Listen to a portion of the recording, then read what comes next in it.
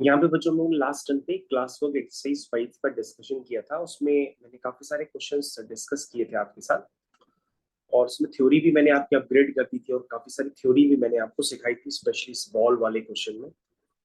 अब मैं आके ऐसा क्या कर रहा हूँ कि क्वेश्चन नंबर 6 और 7 को डिस्कस करता हूँ, फिर उसके बाद जो भी एक्सरसाइज है उसकी थ्योरी मैं आपको बताऊंगा क्वेश्चंस के साथ। तो सबसे पहले हम लोग यहाँ पे क्वेश्चन नंबर 6 को डिस्कस करने जा रहे हैं। तो क्वेश्चन नंबर 6 क्या है, इस क्वेश्चन नंबर 6 में पहले पढ़ते हैं आराम से। लिखा है find four numbers form a GP such that its third term exceed first by 9, whereas second term।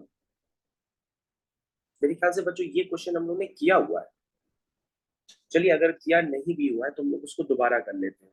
कैसे करते हैं, देखिए, अगर आपके पास चार टर्म्स जीपी में दिए हैं तो सबसे पहले ये देखिए, जो चार टर्म्स जीपी में दिए हैं क्या उनका प्रोडक्ट तो आपके पास नहीं गिवन है। अगर बच्चों चार टर्म्स आपके पास जीपी में दिए हैं तो पहले चेक कर लीजिए उनका प्रोडक्ट आपके पास गिवन है। तो जो जीपी के टर्म्स होंगे वो जीपी के टर्म्स वैसे ही लेने होंगे जैसे आपको एपी में तीन टर्म चार टर्म लेने होते थे। ठीक है, तो पहले तो चेक करिएगा कि अगर एपी का क्वेश्चन होगा तो उसमें टर्म्स का सम गिवन होगा। जैसे तीन टर्म है, तीन टर्म का सम है तो आप A minus D A plus D लेंगे। चार टर्म का सम दिया है तो A minus three D A minus D A plus D A plus three D लेंगे। लेकिन बच्चों ऐसा क्वेश्चन में पहले रीड कर लेना कि अगर टर्म्स का सम दिया होगा तो एपी में कैसे टर्म्स लेने होते हैं, जीपी में प्रोडक्ट देना होना चाहिए तो टर्म्स कैसे लेते हैं। लेकिन बच्चों यहाँ पर हमारे पास, अगर आप ध्यान से पढ़ेंगे तो इस क्वेश्चन में जो जीपी के जो टर्म्स हैं, ध्यान से देखिएगा, जो जीपी के टर्म्स हैं उनका प्रोडक्ट नहीं गिवन है। अगर प्रोडक्ट गिवन होता तो बच्चों हम जीपी के चार टर्म्स कैसे लेते, बताइए भाई। इसमें क्या लिखा है, third term, first term, second term, fourth term, यानी कि हमको चार टर्म लेने थे। तो चार टर्म्स हम बच्चों जीपी की क्या लेते, A upon R cube, A upon R, फिर ए आर, फिर ए आर क्यूब। अगर जीपी के चार टर्म्स हमको लेने होते तो बच्चों हम इस तरह से लेते। लेकिन बच्चों यहाँ पर जीपी के चार टर्म्स का प्रोडक्ट नहीं गिवन है, ये बात आप ध्यान दीजिएगा। अगर आपने इस तरह से टर्म्स ले भी लिए तो आपका कैलकुलेशन थोड़ा सा बढ़ जाएगा, हो सकता है आप इसको सॉल्व ना कर पाए, क्योंकि यहाँ पे चार टर्म्स का प्रोडक्ट नहीं दिया है। क्योंकि हम ये टर्म्स तभी लेते हैं जब हमको आर की वैल्यू डायरेक्टली निकालनी होती है, क्योंकि हम चारों टर्म्स का प्रोडक्ट करेंगे तो आर पूरी तरह से कैंसिल हो जाता है। तो बच्चों यहाँ पर ध्यान दीजिएगा, आप इस तरह के टर्म्स मत लीजिएगा। आपको करना क्या होगा, इस केस में आप जीपी के चार टर्म लीजिएगा, ए आर स्क्वायर, ए आर क्यूब। इस तरह से आप जीपी के चार टर्म ले सकते हैं। तो सबसे पहले इसने कहा था four numbers form a GP. अब हम लोग देखते हैं, ये जीपी का फर्स्ट टर्म है, ये सेकंड टर्म है, थर्ड टर्म और फोर्थ टर्म। ठीक, कह रहा है it's third term, third term मतलब A R square exceed the first by 9। Third term exceed the first by 9, देखो ये लिखा है, third term exceed the first by 9, first equation. Where is second term, where is second term, second term is A R exceed the fourth term by 18, exceed the fourth term by 18। तो बच्चों ये दो equations बनेंगी। अब इन दो equations को अगर आप सॉल्व करोगे तो क्वेश्चन जल्दी हो सकता है। चलिए थोड़ा सा तरीके से लिख लेते हैं, ए कॉमन लेके R square minus one is equal to 9 लिख लेते हैं। इसको भी बच्चों इस तरफ ले आते हैं। ठीक है, तो ए कॉमन लेकर के क्या हो जाएगा, आर भी कॉमन आ जाएगा और ये अंदर बन जाएगा वन माइनस क्या बचेगा, R square is equal to 18। उसके बाद ये दो इक्वेशंस बन गई। आपको बच्चों खुद गुड फीलिंग आ रही होगी कि यार इन दोनों इक्वेशंस को आपस में डिवाइड कर देते हैं, लेकिन ऊपर से एक माइनस कॉमन ले लेते हैं ताकि ये भी वन माइनस आर स्क्वायर की तरह दिखने लग जाए, क्योंकि डिवाइड करने पर टर्म्स आइडेंटिकल होंगे तभी वो आपस में क्या होंगे, कैंसिल होंगे। तो बच्चों 9/18 कितना होता है, 1/2 होता है। अब ध्यान से आप टर्म्स कैंसिल करिए, देखिए ये वाला टर्म इससे कैंसिल हो जाएगा, ये वाला टर्म इससे कैंसिल हो जाएगा। तो बच्चों यहाँ पे minus one by R is equal to 1/2 आ जाएगा। ठीक है, यानी बच्चों आर की वैल्यू कितनी आ जाएगी, -2। तो देखो बच्चों आर की वैल्यू आपने जल्दी निकाल ली, लेकिन अगर आप उस तरह से टर्म्स लेते तो आर की वैल्यू जल्दी नहीं निकलती। ये आपको करने के बाद ही पता पड़ेगा कि ऐसा होता भी है, क्योंकि जब आप करोगे तो फंसोगे। अभी तो मैंने बता दिया। फाइंड द नंबर्स, तो नंबर्स बच्चों आपको निकालने हैं, पहले आप आर निकाल चुके हैं ना, तो पहले आप ए निकाल दीजिए। तो क्या करिए बच्चों, जो ये वाली इक्वेशन है ना, इसमें आप आर की वैल्यू पुट कर दीजिए, तो आपके पास ए आ जाएगा। तो A times R square minus two का स्क्वायर यानी 4, 4 minus 1 3 is equal to 9। That means A कितना आ गया बच्चों, 3 आ गया। ए 3 आने के मतलब अब आप चारों नंबर्स निकाल सकते हैं, ए आर स्क्वायर ए आर क्यूब। तो बच्चों ए आपका क्या है, 3, ठीक है। ए आर कितना हो गया, 3 इंटू कितना है बच्चों, -2। फिर ए आर स्क्वायर 3 इंटू -2 का स्क्वायर, फिर ए आर क्यूब 3 इंटू -2 का क्यूब। तो बच्चों देखो एक जीपी है, तो ये पहला टर्म हो गया। इस तरह से आप निकालते चले जाइए बच्चों, कितना हुआ, 4 3 12, 8 3 24। तो बच्चों ये जीपी क्रिएट हो गई है। अब अपना आंसर भी आप मैच कर लीजिए, -24, ठीक है। तो 3 -6 12 -24, ठीक है। उसके बाद 6th क्वेश्चन आपका कंप्लीट हो गया। तो बच्चों आपको मैंने ये बता तो दिया, लेकिन आप उसको जरूर अपने मेथड जो भी है उससे जरूर देखिएगा। क्वेश्चन नंबर 7 की तरफ भी चलते हैं।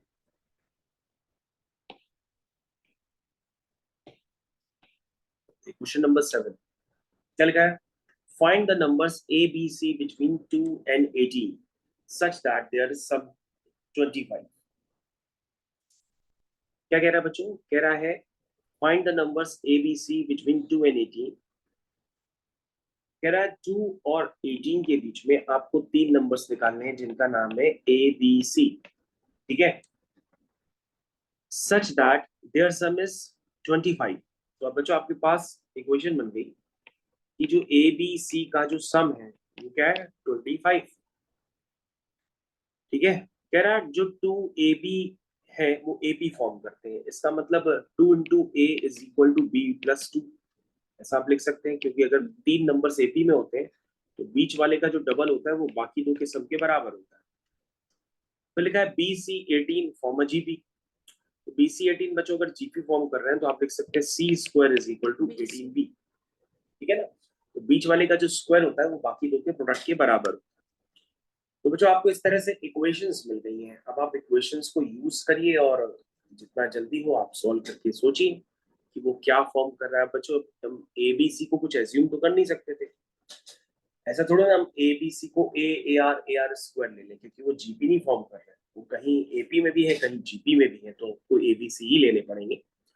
अब हम उस क्वेश्चन को करें कैसे, ये आपको हमें सोच के बताना पड़ेगा। तुम कहोगे सर क्वेश्चन आसान है क्योंकि 3 अननोन है और 3 ही इक्वेशंस इन्होंने दी हुई है। हमने कहा ठीक है, अच्छी बात है, करें कैसे। चलिए 3 इक्वेशंस की अगर आप सॉल्विंग करना नहीं जानते तो आप रैंडम भी सॉल्व कर सकते हैं। सबसे पहले क्या करिए, सेकेंड इक्वेशन से आप किसी की वैल्यू निकाल लीजिए, जैसे ए की वैल्यू आएगी और उसको फर्स्ट इक्वेशन में पुट कर दीजिए, क्योंकि ए की वैल्यू थर्ड इक्वेशन में तो है नहीं, फर्स्ट में ही है। तो ए की वैल्यू कितनी है, बी प्लस 2/2, ठीक है, plus B plus C is equal to 25। ये बच्चों इक्वेशन में तो बन गई बी प्लस 2, ठीक है, कितना बना, plus 2b plus 2c is equal to 50। अब कितना बचा बोलो, 3b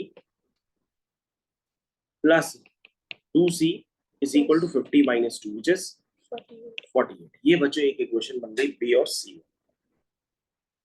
अब क्या करोगे, कहोगे सर बी की वैल्यू तो हम पुट कर सकते हैं थर्ड इक्वेशन से। तो हमने कहा ठीक है, बी की वैल्यू आप थर्ड इक्वेशन से ले लीजिए। हो जाएगा 3b, बी की वैल्यू कितनी है, C square by 18 plus 2c is equal to 48। कहोगे सर देखिए ये बन गया C square upon 6 plus 2c is equal to 48।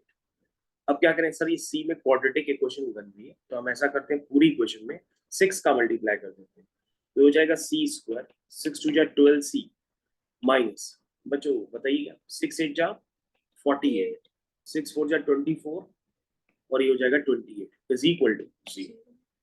ये बच्चों आपके पास आ गया सी की वैल्यू निकालने के लिए एक इक्वेशन। अब बच्चों अगर आपको फैक्टराइजेशन नहीं आती तो ऐसे केस में आप दराचार्य फॉर्मूला भी यूज कर सकते हैं, और आप क्या करेंगे 288 के प्राइम फैक्टर्स भी कर सकते हैं, उससे आपको आइडिया लग जाएगा। 2 1 जा 2, 2 4 जा 8, 2 4 जा 8। तो बच्चों बता सकते हैं क्या लेने, चलिए अच्छा पूरे ही कर देते हैं फिर। 2 7 जा 14, 2 2 जा 4, 2 3 जा 6, 2 6 जा 12। अब बच्चों बताइए कौन से हम दो नंबर्स लें जाकि हमारा क्वेश्चन आसान हो जाए। बताइए। अब आपके पास सारे फैक्टर्स आ चुके हैं। अब आपको ऐसे नंबर्स बताने हैं जिनका प्रोडक्ट 288 हो, बल्कि -288 हो, और वो 12 बना भी सकते हो। तो सोच के हमको जल्दी से बता दीजिए।